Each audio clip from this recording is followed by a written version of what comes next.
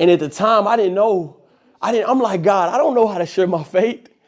I don't know how to speak to these people. But he said, if you lack wisdom, he should ask God, who gives generously without finding fault, and it will be given.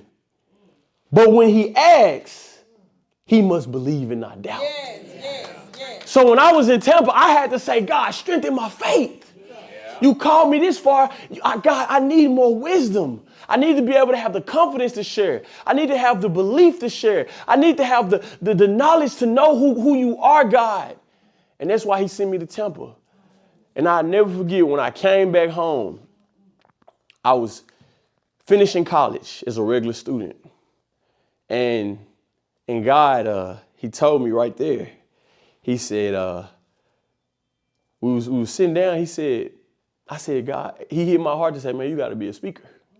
You need to go speak to people. You need to go to schools, you need to speak, you need to work with the young generation. And I remember one of my friends was there. He was like, man, you got to do it.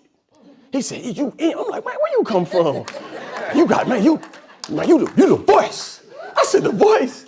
He said, man, you the voice of this generation. I said, I liked it, the voice of my generation.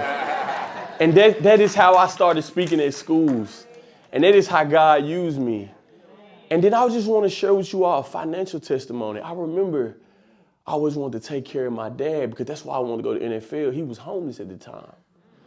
And I never forget, all I wanted to do was buy my dad a home. And I thought if I made it to the NFL, my dad was going to have a home. He could live with me. And I never forget, God blessed me so much to start a business that I didn't know nothing about, didn't have any experience in. And he blessed me to make money. I took that first profit I made with my business and I bought my first real estate property. And that was all because of the glory of God. That was because I went through so much perseverance and he used me to help other people. And I never forget, I told myself, okay, I got my first home. I got somebody living in there. My second home, I'm going to make it a room and house. And I'm going to let my dad live in one room, get him off the streets.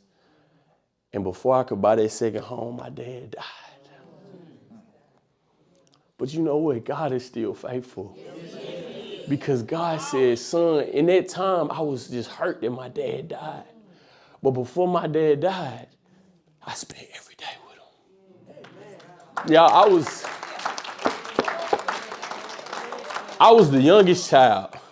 So I was always with my mama. My brothers were older. They was with each other with my dad. And then I was young when my mom and dad separated. So I didn't ever spend a lot of time with my dad.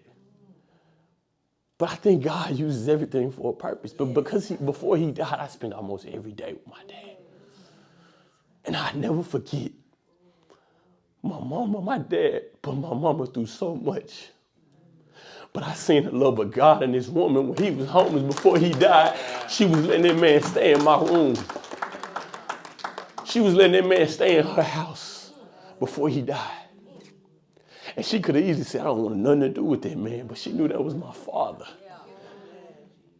And I want to thank God here today that because of that ambition to buy a house for my dad, I now own 6 rental properties at the age of 26. And that was nothing but the glory of God.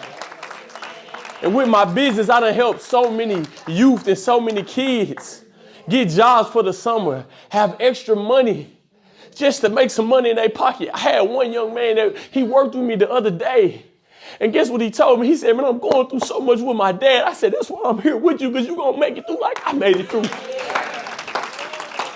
Your testimony is living. Your testimony is who you are. And so I'm just so thankful to God